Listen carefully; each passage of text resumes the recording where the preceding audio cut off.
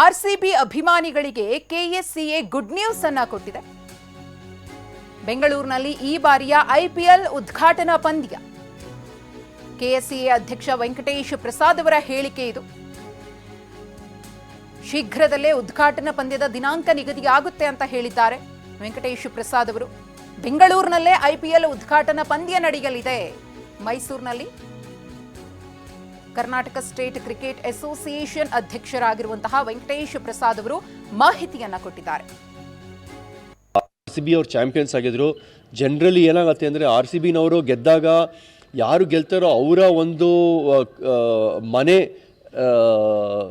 Ground ಏನೋ home ಗ್ರೌಂಡ್ನಲ್ಲೇ ನಡೆಸೋದು ಇದನ್ನು ಓಪನಿಂಗ್ ಸೆರೆಮನಿ ಎಲ್ಲ.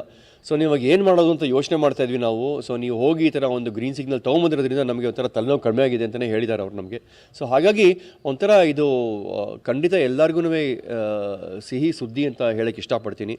ಎಲ್ಲರಿಗೂ ಅಂದರೆ ನಮ್ಮ ಕ್ರಿಕೆಟ್ ಫ್ಯಾನ್ಸ್ಗೆ ಮತ್ತು ಮೆಂಬರ್ಸ್ಗೆ, ಕೆಎಸ್ಸಿಎ ಮೆಂಬರ್ಸ್ಗೆ, ಅವ್ರಿಗೆಲ್ಲ ಇದು ಒಂಥರ ಸಿಹಿ ಸುದ್ದಿ ಅಂತ ಹೇಳೋಕ್ಕೆ ಇಷ್ಟಪಡ್ತೀನಿ. ಇಂಟರ್ನ್ಯಾಷನಲ್ ಕ್ರಿಕೆಟು ಮತ್ತು IPL ಕ್ರಿಕೆಟ್ನ ವಾಪಸ್ ತೊಗೊಂಬರ್ಬೇಕು ಅಂತ ಅಂದರೆ ಅದು ಅಷ್ಟು ಈಸಿ ಅಲ್ಲ. ಅದು ನಾವು ಕಾಲು ತುಳಿದ ಪ್ರಕರಣ ಏನಾಯಿತೋ ಅದಾದಮೇಲೆ ಸಿಕ್ಕಾಪಟ್ಟೆ ಕಷ್ಟ ಆಯಿತು. ಅದಕ್ಕಂದರೆ ಆವಾಗ ಇದ್ದಿದ್ದಂಥ ಒಂದು ಆಫೀಸ್ ಬೇರರ್ಸ್ ರಿಸೈನ್ ಬೇರೆ ಮಾಡಿದ್ರು. ಅಟ್ ದ ಸೇಮ್ ಟೈಮ್ ನಾವು BCCI ಹತ್ರನೂ ಮಾತಾಡಿದ್ದೀವಿ. ಸೊ ಅವ್ರ ಕಡೆಯಿಂದ ಬೆಂಬಲ ಚೆನ್ನಾಗಿ ಸಿಕ್ಕಿದೆ. ಅವರು ಅದನ್ನೇ ಯೋಚನೆ ಮಾಡ್ತಾಯಿದ್ರು. ಸೊ ನಾವು ಯಾವಾಗ ಸೆಕ್ರೆಟ್ರಿ BCCIನ ಮೀಟ್ ಮಾಡಿದ್ವೋ ನಾವು, ಅವ್ರು ಹೇಳ್ತಾ ಇರೋ ಒಂದು ದೊಡ್ಡ ನಮಗೆ ಒಂದು ತಲೆನೋವು ಇತ್ತು ಆ್ಯಕ್ಚುಲಾಗಿ.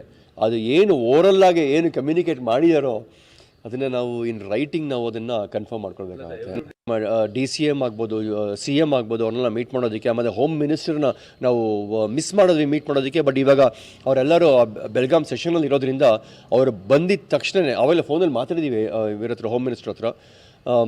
ಸೊ ಹಾಗಾಗಿ ಅವರು ಬಂದಿದ್ದ ತಕ್ಷಣ ಬೆಂಗಳೂರಿಗೆ ನಾವು ನೆಕ್ಸ್ಟ್ ಡೇನೇ ಅವ್ರನ್ನ ಹೋಗಿ ಮೀಟ್ ಮಾಡೋ ಅಂಥ ಒಂದು ಯೋಚನೆನ ಹಾಕ್ಕೊಂಡಿದ್ದೀವಿ. ಮಾತುಕತೆಯೂ ನಡೆದಿದೆ. ಸೊ ಅವರು ಬನ್ನಿ, ಎನಿ ಟೈಮ್ ಬನ್ನಿ, ನೀವು ಖಂಡಿತ ನಮ್ಮ ಕಡೆಯಿಂದ ಎಲ್ಲ ಬೆಂಬಲ ಇದೆ ನಿಮಗೆ ಅಂತಲೂ ಹೇಳಿದ್ದಾರೆ. IPL 19ನೇ ಆವೃತ್ತಿಯ ಮಿನಿ ಹರಾಜಿಗೆ ಕ್ಷಣಗಣನೆ ಶುರುವಾಗಿದೆ.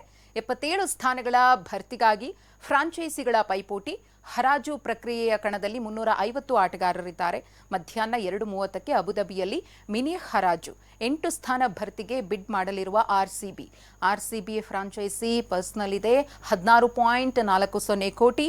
ಆರ್ಸಿಬಿ ಖರೀದಿಸಬಹುದಾದ ಆಟಗಾರರ ಸಂಖ್ಯೆ 8. 2 ವಿದೇಶಿ ಆಟಗಾರರನ್ನ ಖರೀದಿ ಮಾಡಬಹುದು. ಹರಾಜಿನಲ್ಲಿ ಹೊಸ ಪ್ರತಿಭೆಗಳಿಗೆ ಅವಕಾಶವನ್ನ ಕೊಡುವಂತಹ ಸಾಧ್ಯತೆ ದಟ್ಟವಾಗಿ ಕಂಡುಬರುತ್ತಿದೆ.